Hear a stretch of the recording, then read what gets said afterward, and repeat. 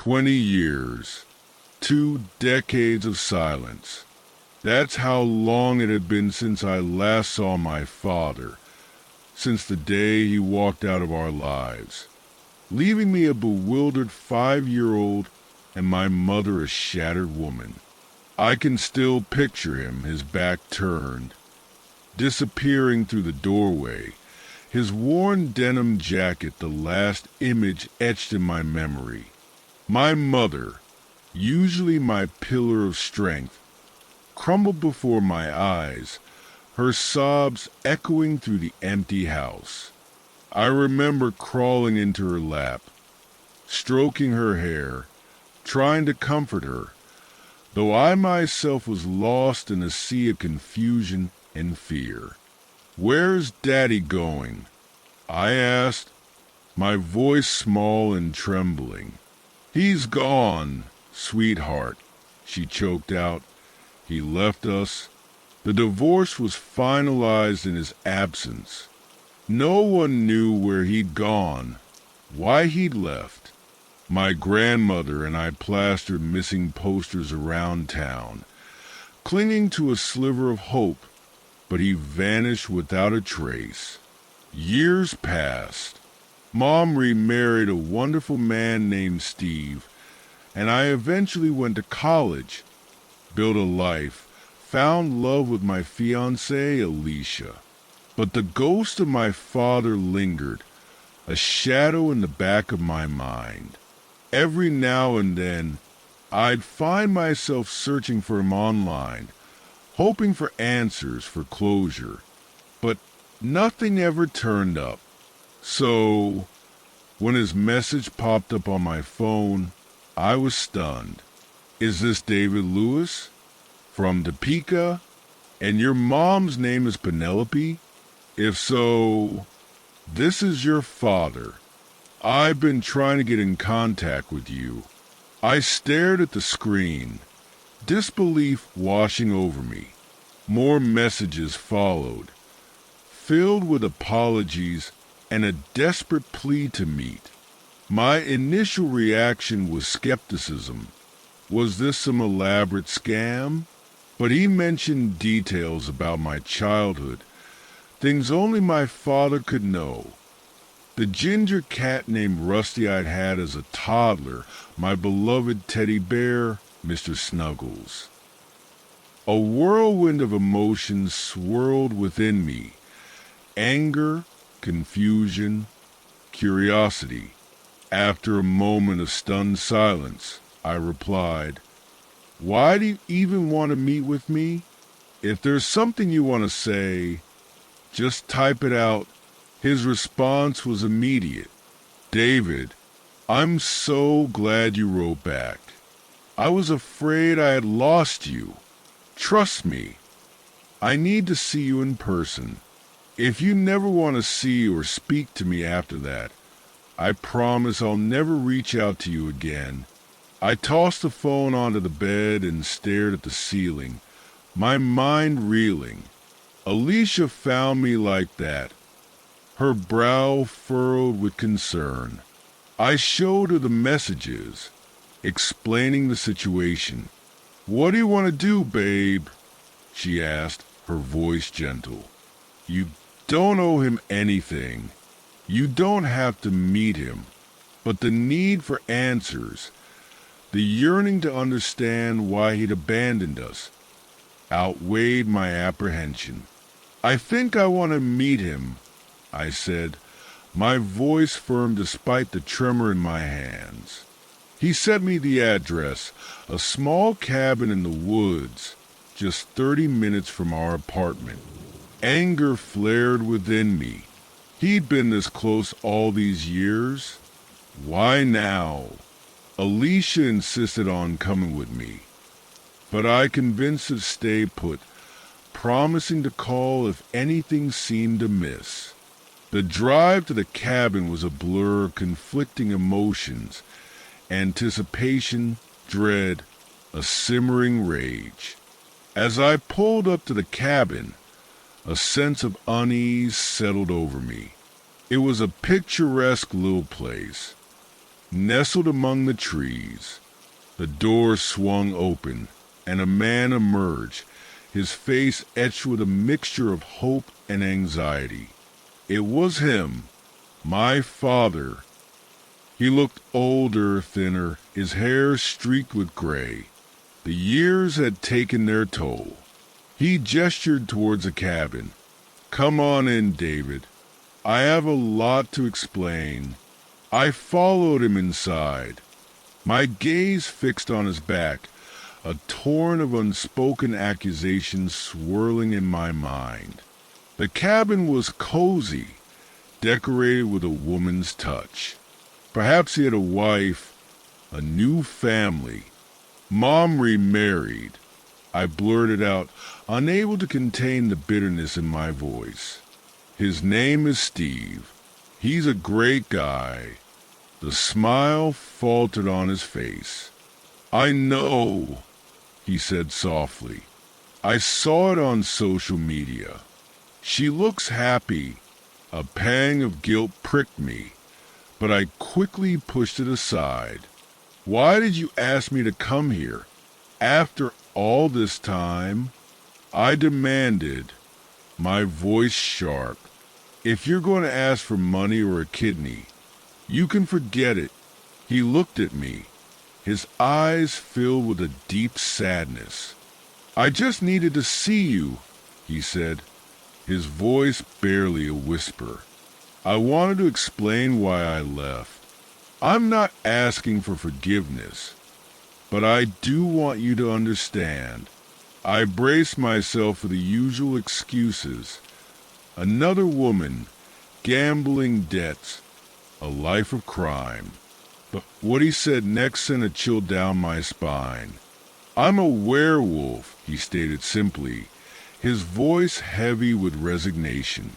I stared at him, unsure if I'd heard him correctly. Was he delusional? Had he suffered some kind of mental break? "Look," I said, my voice tight, "if you brought me all the way out here to tell me some fairy tale." He cut me off, his eyes pleading. "This isn't my house, David. I broke in. We needed a quiet place to talk." He lifted his shirt, revealing a gun holster with a small pistol tucked inside.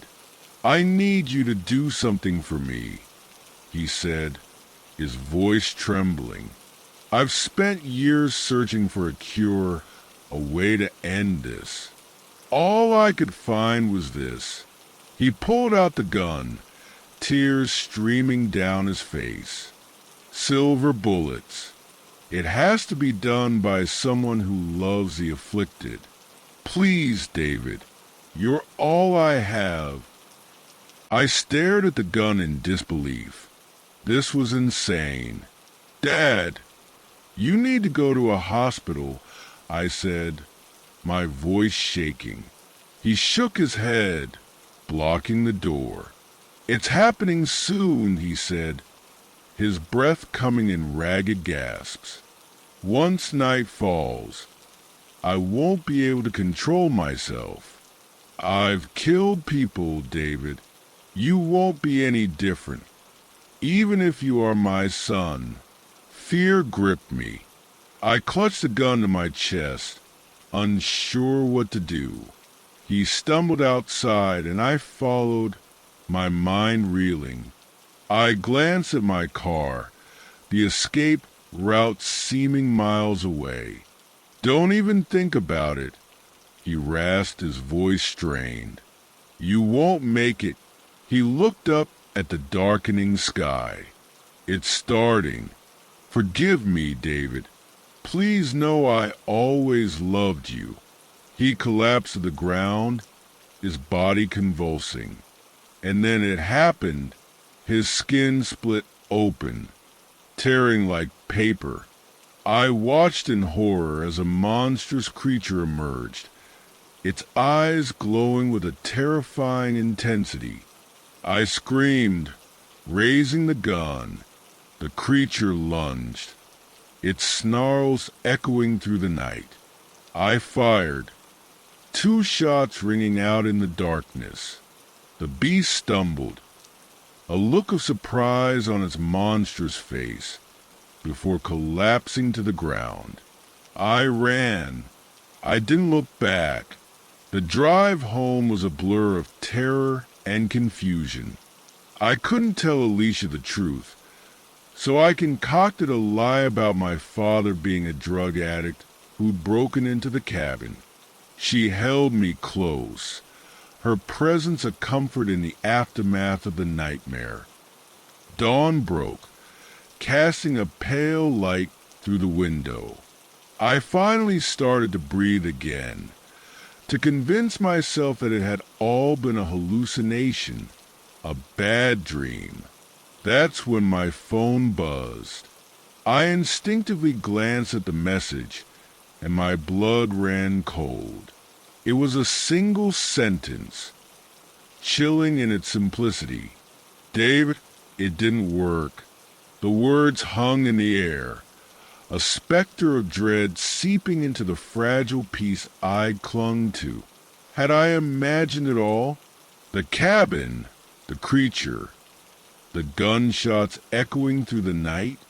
Or was this message a terrifying confirmation that the nightmare was far from over?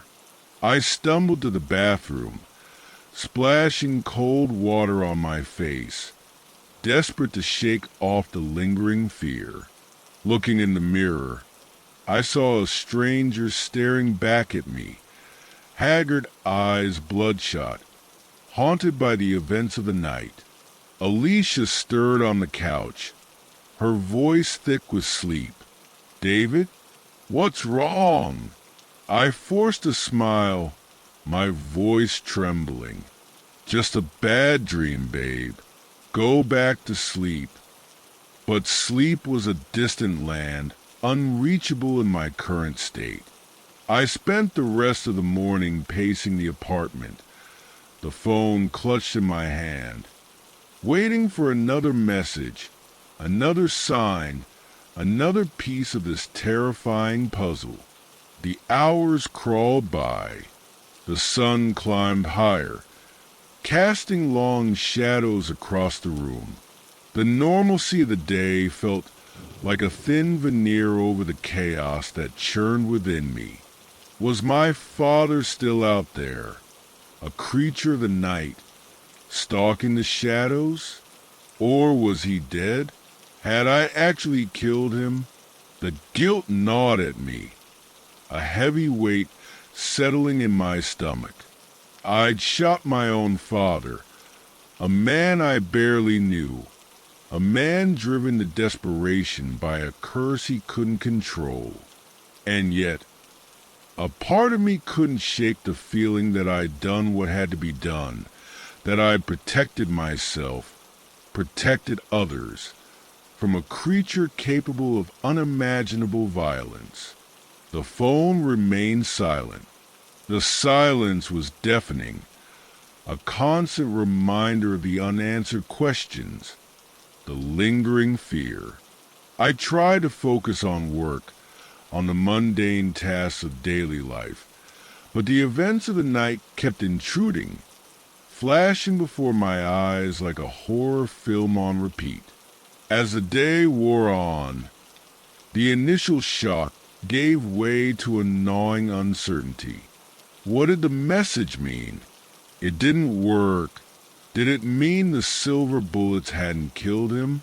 Or was it something more sinister, something that hinted at a deeper, more terrifying truth? I couldn't shake the feeling that this was just the beginning, that the nightmare had only just begun.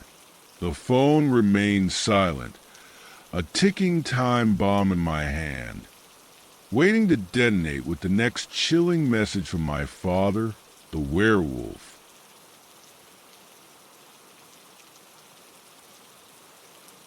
The silence in our bedroom was deafening.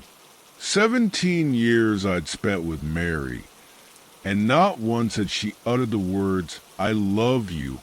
It was a barren wasteland of affection, a desert where my heart withered. For a decade, our marriage had been sexless, not by her choice, mind you. Mary, with her insatiable desires, craved a wildness I couldn't provide. I yearned for the intimacy of two souls intertwined, a lovemaking born of passion and deep connection. We were an odd pair from the start, a psychologist and a construction worker, drawn together by some inexplicable force. In the beginning, she was a whirlwind of energy, determined to bridge the chasm between our worlds. But the cracks soon appeared, widening into an impassable gulf. The last 3 years were the worst, a relentless barrage of arguments that drove us into separate beds. The air crackled with unspoken resentment, each breath a heavy weight upon my chest. The longing for love became a gnawing hunger, a constant ache in my soul. That's when I turned to Ruby, a sex worker. At first, it was just about the touch, the warmth of a woman's body against mine. A hollow performance, perhaps, but it was something. But it wasn't enough. I didn't need the sex. I needed the connection, the illusion of love. So, I devised a plan, a desperate attempt to fill the void within me. Ruby, younger than me, with eyes the same shade of blue as Mary's, became my confidant, my unwitting accomplice.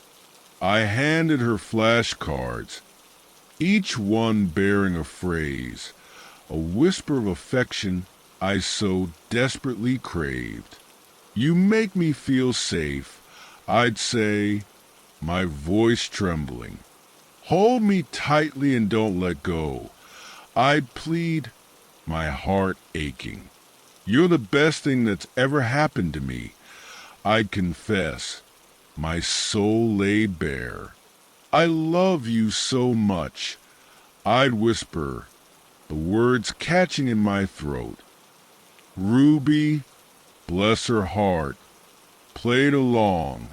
She'd read the cards back to me, her voice soft and soothing, her touch gentle and reassuring. It was a temporary balm on a gaping wound, a fleeting moment of solace in a sea of loneliness.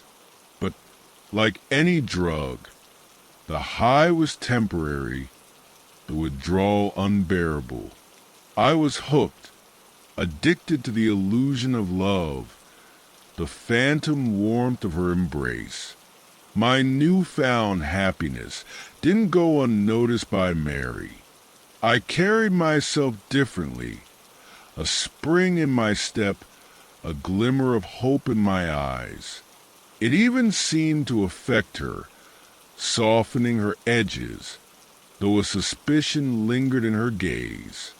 Our encounters took place in a discreet motel, a far cry from the seedy establishments one might imagine. It was there, one evening, that the uncanny began. Ruby stood before me, transformed. She wore a familiar blue dress, Mary's favorite, her hair styled in those same effortless waves. Even her eyes held that same sparkle, a mirror image of my wife. As she stepped closer, the resemblance became even more unsettling. Her mannerisms, the tilt of her head, the soft laughter, the way she held her hands. It was Mary, but younger, more vibrant. A shiver ran down my spine. Was I losing my mind? How did you know to dress like this? I asked, my voice barely a whisper.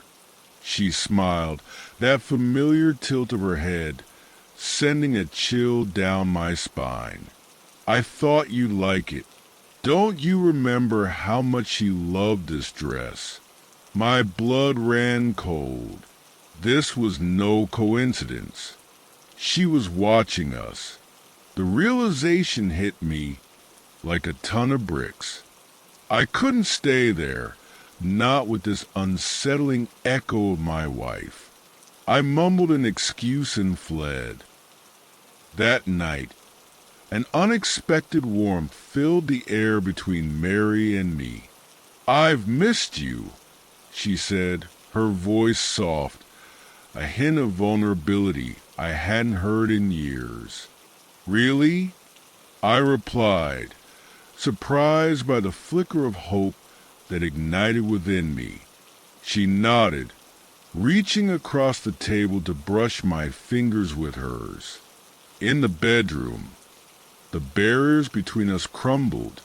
We made love, not with the wild abandon of our early years, but with a tenderness and affection I had long yearned for. But as we lay entwined, her words pierced the darkness, shattering the intimacy. "You make me feel safe," she whispered, echoing the very phrase from my flashcards. I froze, my blood turning to ice. How could she know? Was it a coincidence? Or something more sinister? I tried to dismiss it, but a seed of doubt had been planted. The next night, I sought refuge in the spare bedroom, haunted by her words. But sleep offered no escape. I awoke to a familiar warmth. Ruby's arms wrapped around me. My heart pounded as I saw the my flashcards, nailed to the walls. "You make me feel safe," she whispered, her voice a chilling echo of Mary's. I couldn't take it anymore. The motel, the flashcards, Mary's strange behavior. It was all connected, a twisted game I didn't understand. I had to get away, to clear my head. So I went back to the motel, seeking solace in the familiar. But when I opened the door, it wasn't Ruby who stood there. It was Mary, her eyes cold and devoid of warmth. "You couldn't stay away, could you?" she hissed, her voice dripping with venom.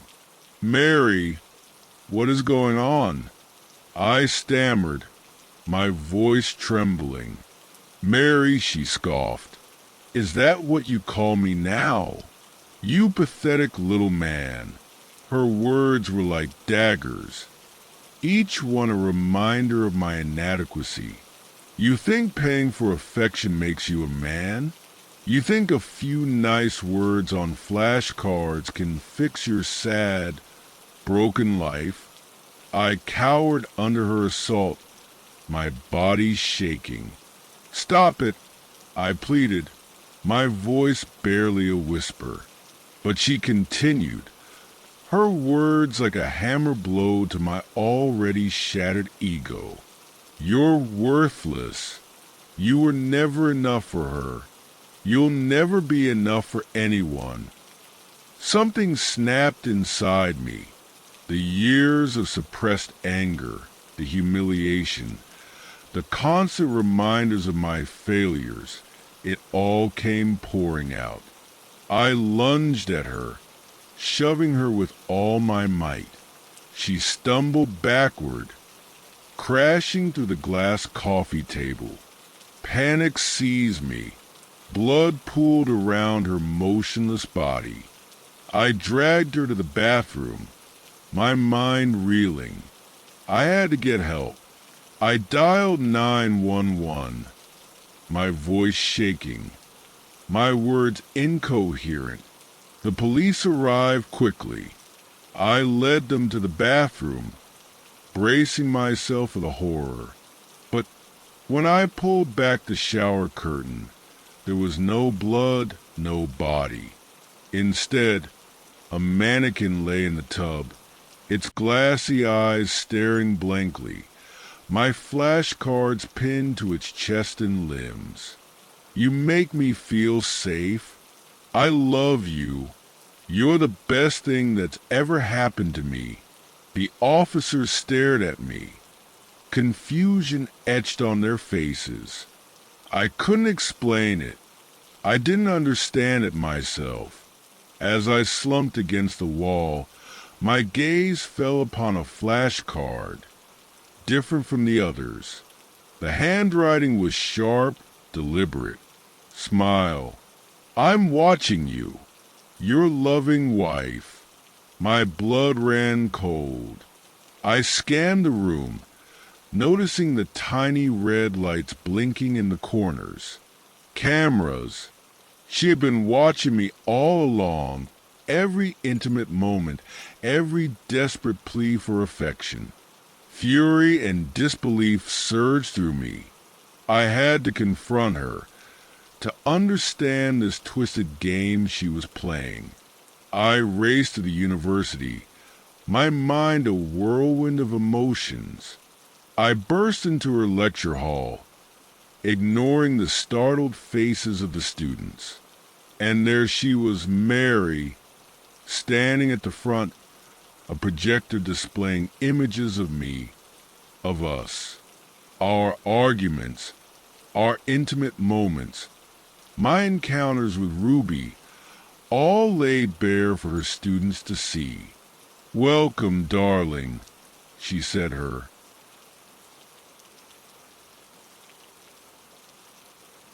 The backpack was mine, or at least it should have been. It was filled with my things, my lost journal, my hat, even the crumpled schedule for our 6th grade camping trip. But there it was, leaning against a pine tree a mile from our campsite, as if dropped from thin air. It was the night I first learned someone had been watching me, someone who knew my name. Memories of 6th grade are hazy, but that week-long outdoor education trip is etched in my mind. The crisp air, the smell of pine needles and damp earth, the thrill of kayaking down the river. It was all so vivid. 60 of us city kids, split into pairs and sent off into the wilderness. My partner was Michael, a lanky kid with a quick wit and an even quicker laugh.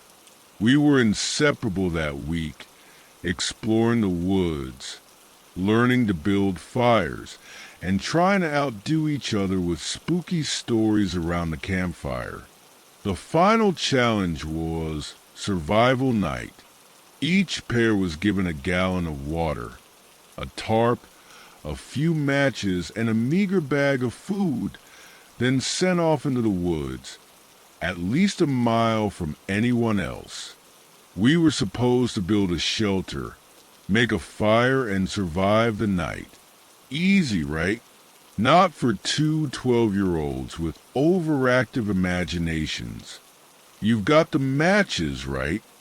I asked Michael, trying to mask the tremor in my voice. He grinned, patting his pockets with mock panic. "Relax, dude. I'm not going to leave you to the mercy of the ghost bears." "Ghost bears?" I scoffed. "Seriously? Hey, you never know," he said, his eyes twinkling. "Maybe they're the spirits of bears who died in tragic marshmallow roasting accidents." We bantered back and forth, our laughter echoing through the trees, trying to distract ourselves from the growing sense of unease. As dusk settled, we reached our designated spot and set about building our makeshift camp. We gathered fallen branches, struggling to get the fire going, our hands clumsy with nerves and excitement. By 11, our fire had dwindled to embers. "I'll go look for more wood," Michael said, shining his flashlight towards a cluster of aspen trees. "You check over there." I ventured into the darkness, my heart pounding. That's when I saw it. A flash of red against the dark bark of a pine tree. A backpack. Curiosity overcame my fear, and I crept closer. It was old and worn, with ripped seams and a missing zipper. And then I saw it. A familiar blue notebook peeking out from one of the tiers. My lost journal. "Michael, I found something," I yelled, my voice cracking. He rushed over, his face a mix of excitement and apprehension. "What is it? A backpack? Whose is it?" I didn't answer. I just stared at the contents spilling out. My hat, my journal, our camping trip schedule. It was like looking into a twisted mirror, a reflection of my own life, but somehow wrong. My mind reeled. How could my things be here? Who had taken them? And why? The rest of the night is a blur. We ran to our teacher's tent, our words tumbling over each other in a panicked rush. The police were called, and we were escorted out of the woods. Our adventure cut short. The next morning, we were told we were going home. No explanations, just a hurried departure. I never found out what happened, who took my things, or why they were left in the woods. But the memory of that night, the chilling realization that someone had been watching me, has stayed with me ever since.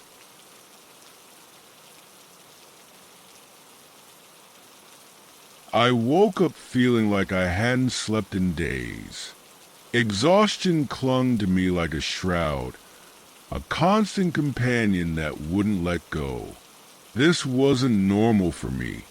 I used to be able to get by on a few hours of sleep, energized and ready to take on the world.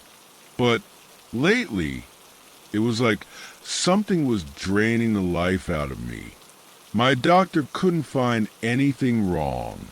"All your tests are normal," he'd say, his brow furrowed in concern. Maybe it's stress? But I knew it wasn't stress. The only thing that had changed in my life was my boyfriend, Mark. He had recently moved in, and we were sharing a bed for the first time. Mark was my first love, my world. I couldn't imagine anything being wrong with him. One morning, I woke up with a searing pain in my hip. A massive bruise bloomed across my skin, dark and angry. It looked like I'd been hit with a baseball bat. "Mark," I cried, my voice trembling. Did I fall out of bed or something? He looked at me with a strange expression, a flicker of guilt in his eyes. "Probably," he mumbled, his voice oddly flat. "I don't know." His dismissiveness sent a chill down my spine. Something wasn't right. My doctor, still baffled by my exhaustion, suggested I go to the hospital to rule out anything more sinister. Mark drove me, his face a mask of indifference. "I'm sure it's nothing," he said, his voice devoid of concern. But the hospital tests revealed something shocking. "Your blood work shows you have nitrazepam in your system," the doctor explained, his voice grave. "It's a powerful sedative. Nitrazepam? I'd never taken any medication like that in my life." The realization hit me like a thunderbolt. Mark, he was drugging me. That night, as he handed me my usual cup of chamomile tea, I felt a wave of nausea. I excused myself and poured the tea down the sink. Back in bed, I lay next to him, my heart pounding in my chest. The man I loved, the man I shared my life with, was poisoning me. I woke up the next morning feeling even more exhausted, my body aching. The room was a mess, and Mark was gone. I knew I had to go to the police, but I needed proof. I bought a hidden camera and set it up in the bedroom. The next morning, I watched the footage with trembling hands, and what I saw made my blood run cold. There I was, rising from the bed in a trance-like state. My eyes were vacant, my movements jerky and unnatural. I crawled up the wall, onto the ceiling, like some kind of spider, staring down at Mark with a chilling intensity. He woke up, seemingly unfazed. He grabbed a stick from under the bed and fought me off as I lunged at him from the ceiling.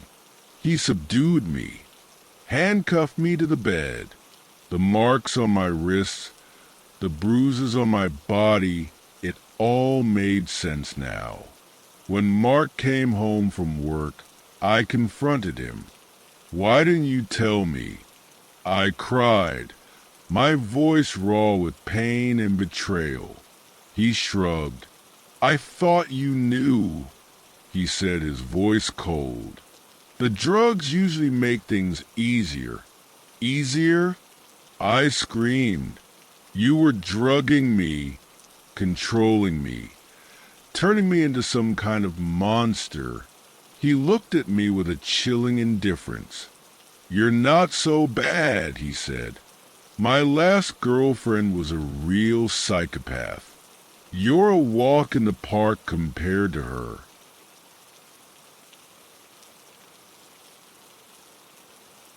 I'm exhausted, bone-tired, like I haven't slept a wink in years. And it all started with a damn sleep tracking app. See, I used to be the kind of guy who could fall asleep the second my head hit the pillow. 50 years on this earth, and I never had a problem with sleep. Then, about a year ago, things changed. I started waking up feeling groggy, irritable, like I hadn't rested at all. Coffee became my new best friend, and even that barely kept me going. My wife, bless her heart, didn't notice anything different. "You snore like a chainsaw the moment you lie down," she'd say with a chuckle. So, I went to the doctor. He ran some tests, even had me do a sleep study. The result? "You're the picture of perfect health," he said, showing me a chart of my sleep cycles. Never seen anyone sleep so soundly. But I wasn't sleeping soundly. I felt like I was losing my mind. The exhaustion was relentless, turning me into a grumpy, argumentative mess. I snapped at my wife over the smallest things. Well, let's just say I wasn't the husband I used to be. Desperate, I downloaded a sleep tracking app. Figured maybe it would reveal something the doctors missed. And it did. The app showed me that every night between 3 o'clock and 4 a.m., my sleep would go haywire. Rapid shifts between light sleep and wakefulness, like my brain was being jolted awake every few seconds. And it was always the same time, the same pattern, like clockwork. But the real horror started when I discovered the app's audio recording feature. I could listen to the sounds picked up by my phone while I slept. Curiosity got the better of me, and I started listening to the recordings from those strange early morning hours. At first, it was just snoring. Then, one night, I heard another voice. Low, monotonous, almost hypnotic. I couldn't make out the words, but it sent chills down my spine. Night after night, the voice returned, always during that 3 to 4 a.m. window. And then one morning, it hit me. I knew that voice. It was my wife. But it wasn't her normal voice. It was different, colder, like someone else was speaking through her. And what she was saying, he's ready, more aggressive. Use the code phrase cinnamon toast. Cinnamon toast. 2 words that used to mean comfort, warmth, a cozy breakfast. Now, they were a trigger, a command. I don't remember what happened next. It's all a blur of rage and violence. When I came to my senses, my wife was gone. Her face, her beautiful face, was unrecognizable. And then she smiled, a chilling, knowing smile. San, she started to say, but I clamped my hand over her mouth. I couldn't let her finish, couldn't let her utter that word. She died in my arms, her eyes fixed on mine, and in that moment I knew. The sleep app, the voice, the code phrase, it was all part of some sick experiment, some twisted form of mind control. They used my wife to control me, to turn me into a weapon, and they succeeded. Now I'm alone, haunted by the memory of what I did, what they made me do. And every time I see a piece of cinnamon toast, I'm reminded of the woman I loved, the woman I lost, and the monster I became. The hum of the highway was my lullaby. I was no stranger to the open road, crisscrossing the country countless times. My trusty car, my only companion. My girlfriend, Emily, lived in Georgia, a world away from my home in Connecticut. These drives, though long, were a pilgrimage of love, a testament to our commitment. To stretch my meager budget, I often slept in my car, turning rest stops into makeshift campsites. It was a bit rough around the edges, sure, but it gave me a sense of freedom, of self-reliance. This trip was no different. I'd aimed for a rest stop somewhere in Virginia, a quiet haven compared to the bustling truck stops. But as I pulled in that night, a shiver ran down my spine. The place was deserted, eerily silent except for the chirping of crickets and the distant rumble of trucks on the highway. A couple of lone cars huddled under the dim amber lights, their occupants shrouded in shadow. I parked away from the others, under the protective cover of a large oak tree. Its branches cast long, skeletal fingers across the pavement, adding to the unsettling atmosphere. I locked the doors, cracked the window a sliver for air, and reclined my seat, the key still in the ignition, ready for a quick escape if needed. I'd never had any trouble before, so I drifted off to sleep, lulled by the familiar rhythm of the road. Then, a sharp tap jolted me awake. I dismissed it at first, a figment of a dream, but it came again, a tiny, insistent sound, like a fingernail against glass. My heart started to pound. Was it rain? A branch scraping against the car? Or something else? The tapping continued, irregular, deliberate. My mind conjured images of someone lurking outside, their eyes peering through the darkness. Fear coiled in my stomach. I lay perfectly still, feigning sleep, hoping whoever was would just go away. But the tapping persisted, growing louder, more insistent. I couldn't ignore it any longer. I had to look. With a surge of adrenaline, I raised my head and peered through the windshield. I drove through the night, the darkness filled with imagined terrors. Every shadow seemed to hold a hidden threat, every passing car a potential pursuer. The woman's face, her grin, her shriek, haunted my thoughts. I didn't stop until the first rays of dawn painted the horizon, signaling the end of my terrifying ordeal. Even then, the fear lingered, a cold knot in my stomach. I had survived the night, but the memory of that encounter, the chilling realization that I was not alone on that desolate stretch of highway, would forever haunt my road trips. Remember, this is just a first draft. Feel free to ask for further revisions, changes in tone, or any specific details you'd like me to add or modify. I'm here to help you craft the perfect spooky story.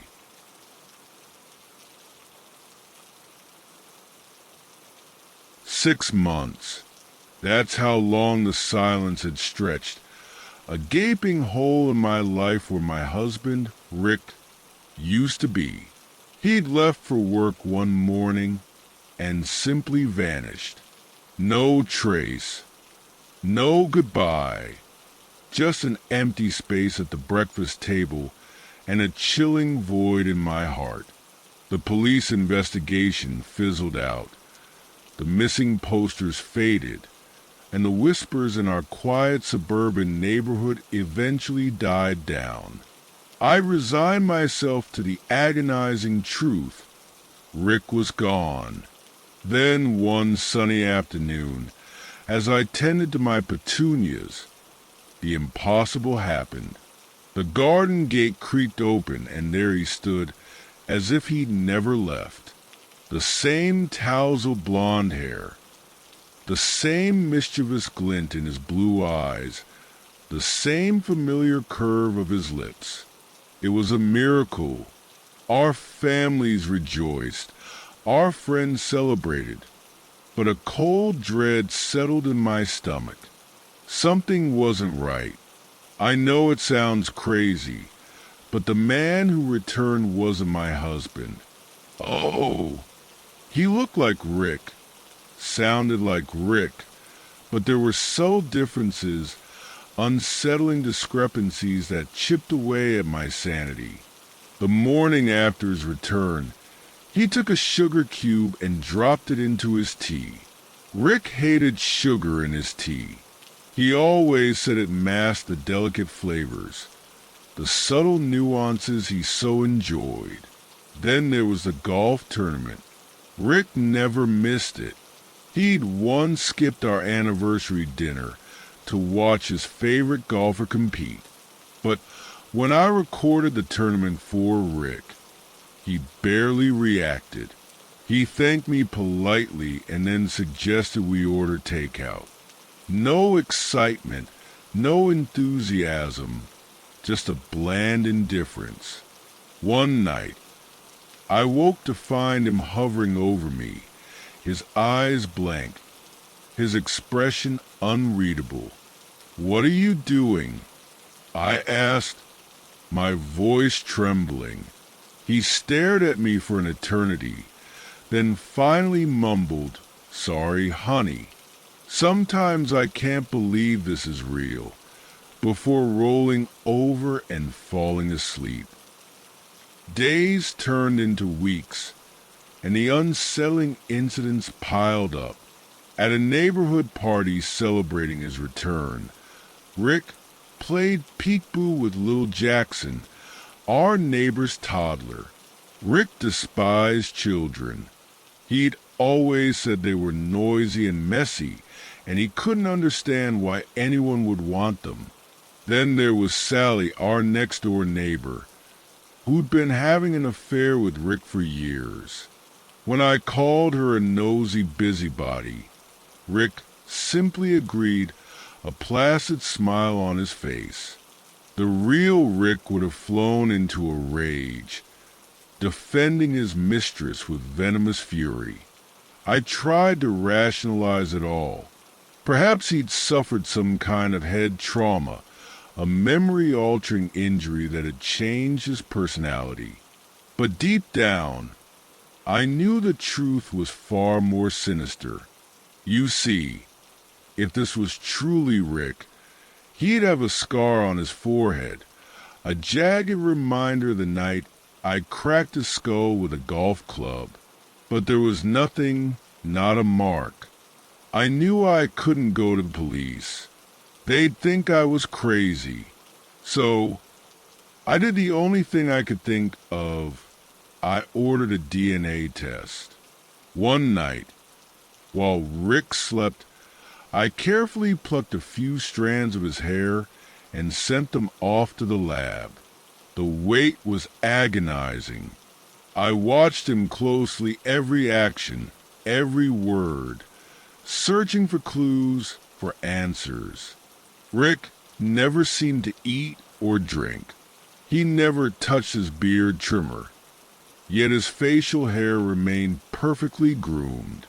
And the staring continued, those blank, unsettling eyes fixed on me at random moments throughout the day. Then, the DNA results arrived. My hands trembled as I tore open the envelope. The first test was inconclusive. The second sent a shiver down my spine.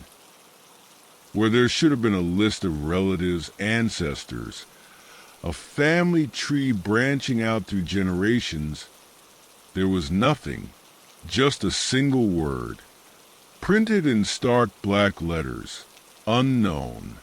According to the test, this man had no biological connections, no family history, no genetic ties to anyone.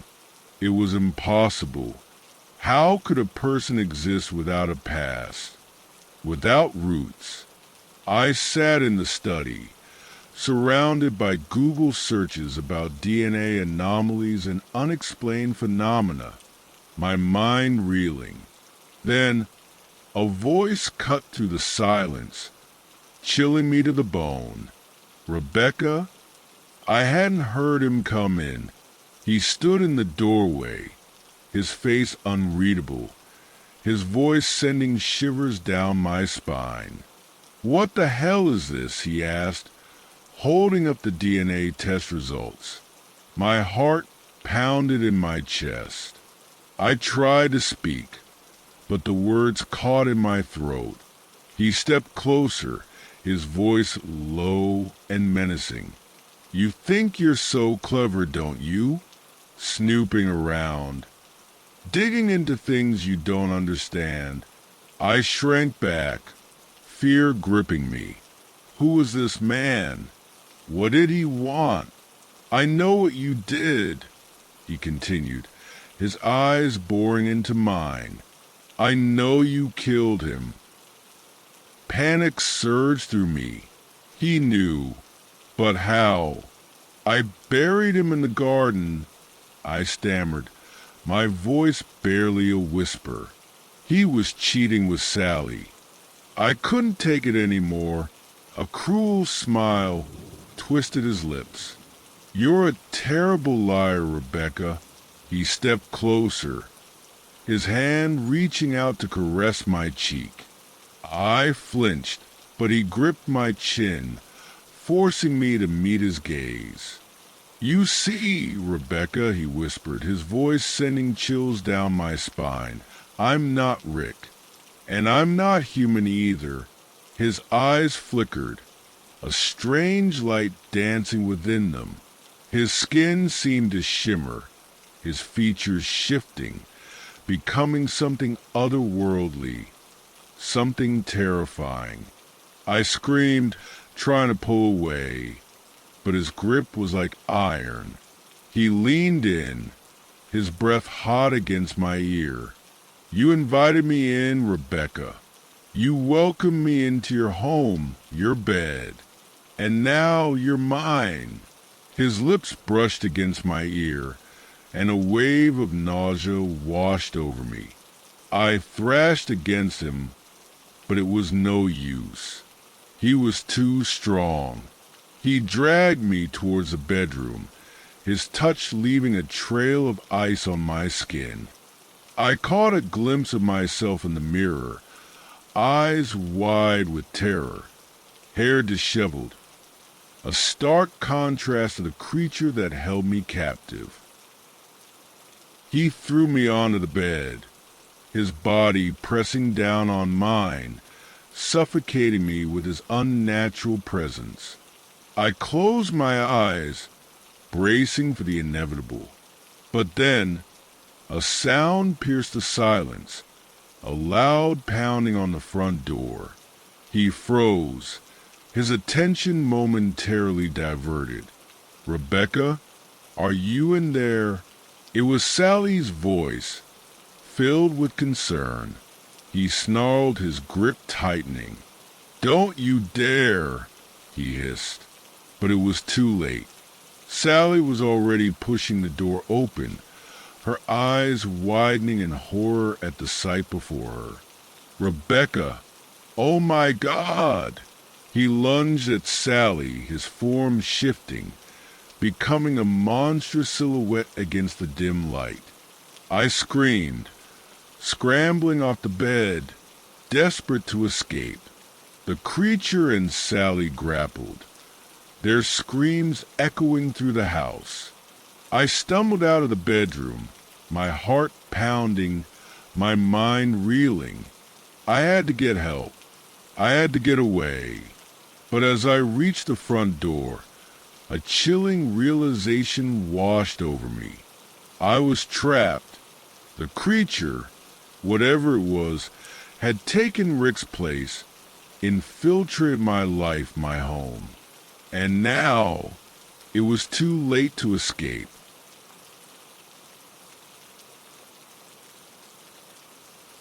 They called it the Arkansas Sleep Experiment. A month of my life, locked inside a concrete octagon, all for the promise of a world without sleep. Professor Richardson, the mastermind behind it all, handpicked 4 of us, his most trusted students, to be his guinea pigs. He promised us a future where sleep was a relic of the past, an evolutionary appendix we no longer needed. We were young, ambitious, eager to make our mark on the world. The prospect of conquering sleep, of gaining 6 to 8 extra hours every day, was exhilarating. We entered the octagon with high hopes, our excitement masking the creeping unease that clung to the cold, gray walls. The octagon was a former terrorist holding facility, abandoned and repurposed for our experiment. It was isolated, hidden deep in the Arkansas backwoods, a concrete fortress designed to keep us in and the outside world out. No windows, no internet, just the 4 of us, Professor Richardson's strange machine, and the growing sense that something was terribly wrong. The first few days were a blur of excitement and anticipation. The machine, with its complex array of sound waves, seemed to be working. We felt energized, alert, our minds buzzing with endless possibilities. We debated the science, the implications, the future that lay before us. But then, the cracks started to appear. "There's something wrong with this place," James muttered one evening, his Australian accent thick with apprehension. "Something bad happened here." We all felt it, a creeping sense of unease that settled over us like a shroud. The octagon, with its strange angles and oppressive silence, seemed to press in on us, whispering secrets we couldn't quite grasp. Maybe it's haunted, I suggested, half joking, but the words hung in the air, heavy with unspoken fear. Don, the quiet one, the former Franciscan, nodded slowly. "I feel it too," he said, his voice barely a whisper. "Like we're not welcome here." We tried to ignore the feeling, to focus on the experiment, but the unease grew, twisting into paranoia. We started to suspect each other, our conversations laced with suspicion and distrust. One night, I woke with a start, the feeling of someone watching me lingering in the air. I looked around the room, my heart pounding, but saw nothing. It happened again the next night, and the next, a shadowy figure hovering over me in the darkness, its presence suffocating me with fear. I started sleeping less, my mind filled with terrifying visions, my body trembling with exhaustion. One night, I caught a glimpse of the figure retreating into a corner of the room, a corner where the angles seemed to distort, where the shadows deepened. I went to investigate, my curiosity outweighing my fear. The corner smelled of turpentine, a sharp, chemical odor that made my eyes water. As I stared into the shadows, I could have sworn I saw something moving, something watching me with malevolent intent.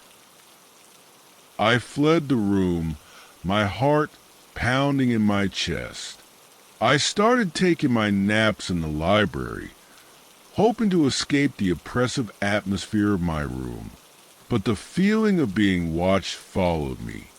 One afternoon, I overheard JT talking to someone in the corridor, his voice hushed and urgent.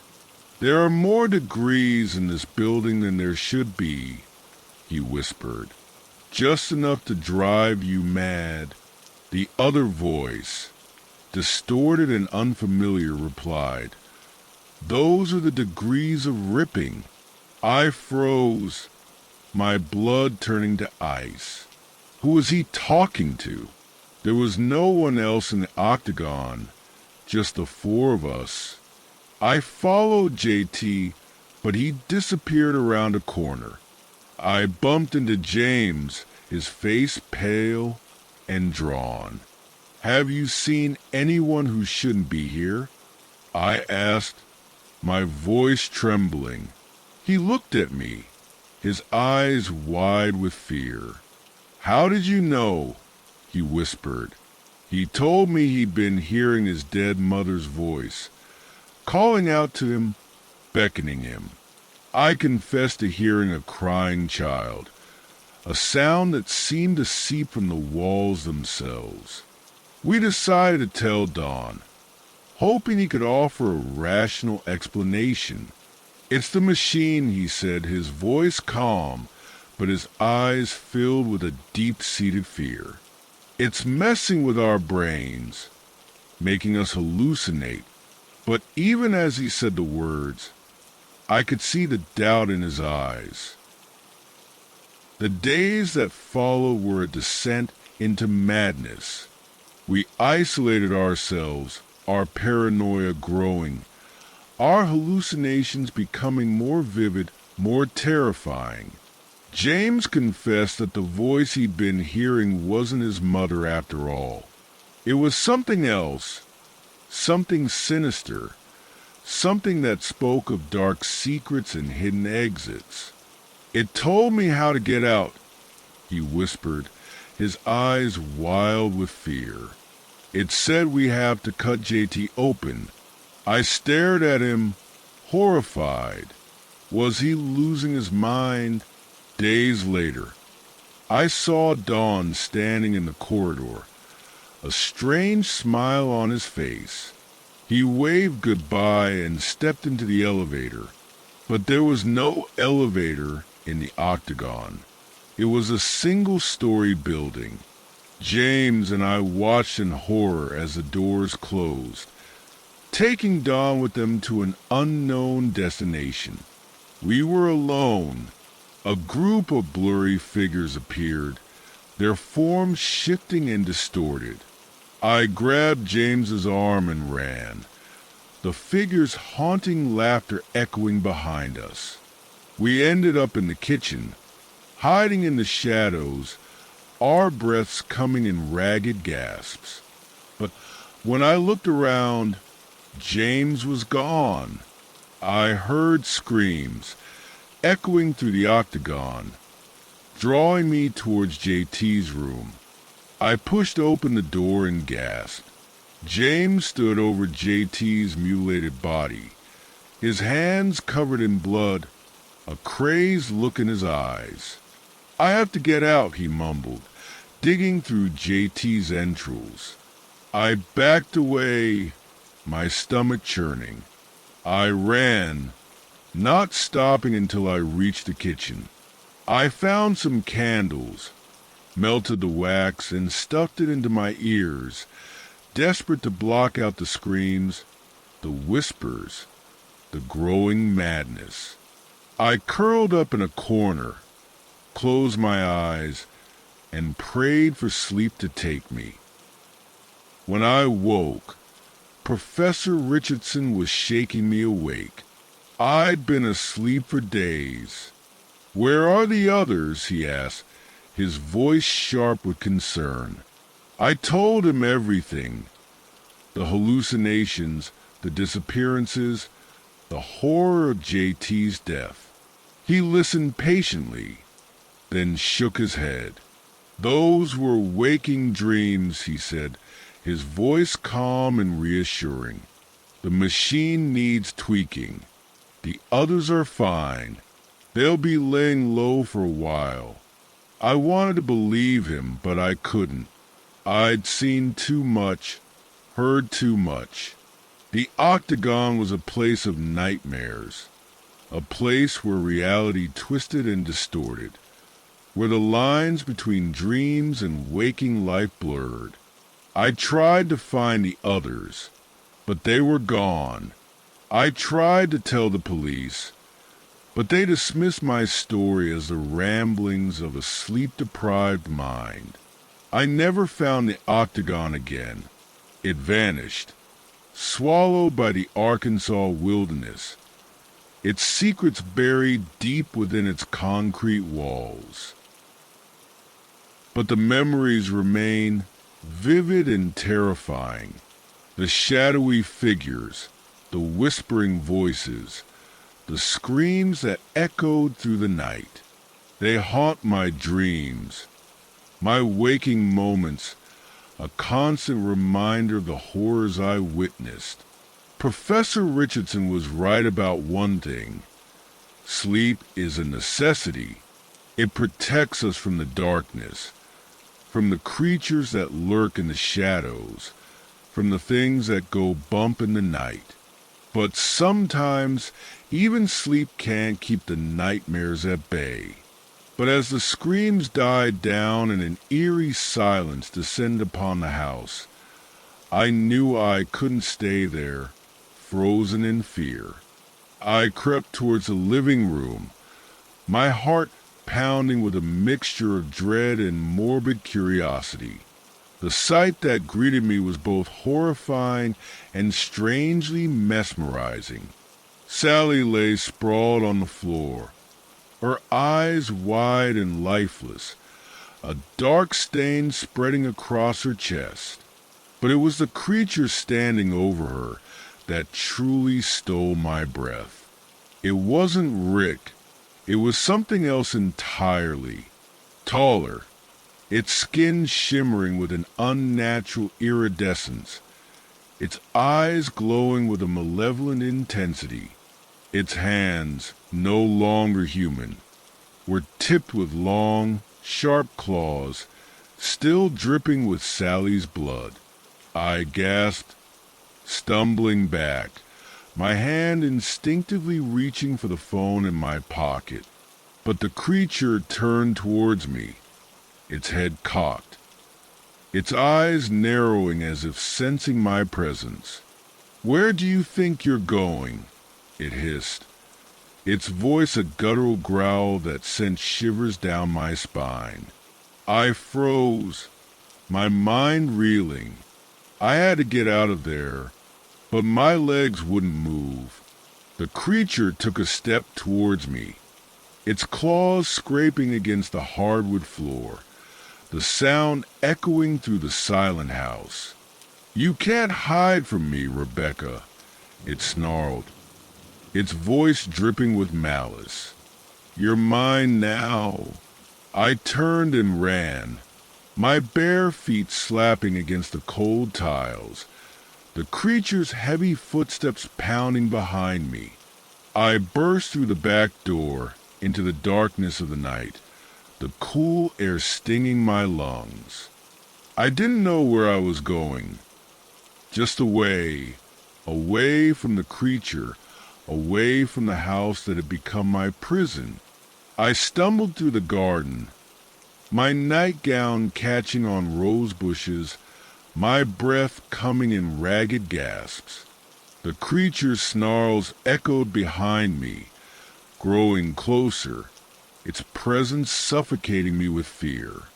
I glanced over my shoulder and saw it emerging from the house, its silhouette stark against the dim light spilling from the windows.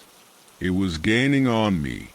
I screamed, my voice raw with terror, and pushed myself harder, my lungs burning, my legs aching. I had to reach the fence, the sanctuary of the neighbor's yard, any escape from this nightmare. But just as I reached the fence, a hand clamped down on my shoulder, its grip like iron. I cried out, twisting and turning, but the creature's strength was overwhelming. It pulled me back, its claws digging into my flesh, its hot breath searing my skin. I thrashed against it, my nails raking its face, but it was no use. It lifted me off the ground, its eyes glowing with a terrifying hunger. I closed my eyes, bracing for the end, but the end never came. Instead, I heard a deafening roar, a sound that seemed to shake the very foundations of the house. I opened my eyes and saw a blinding light engulfing the creature, its screams echoing through the night. Then, just as suddenly as it had appeared, the light vanished, taking the creature with it. I collapsed to the ground, my body trembling, my mind reeling from the impossible events of the night. I lay there for a long time, the silence of the night broken only by my own ragged breathing. The creature was gone, vanished without a trace. But the fear remained, a cold knot in my stomach, a constant reminder that the nightmare wasn't over. I had survived the night, but at what cost? My husband was dead, my home violated, my life shattered. And as I lay there under the cold, indifferent gaze of the stars, I knew that I would never be the same again.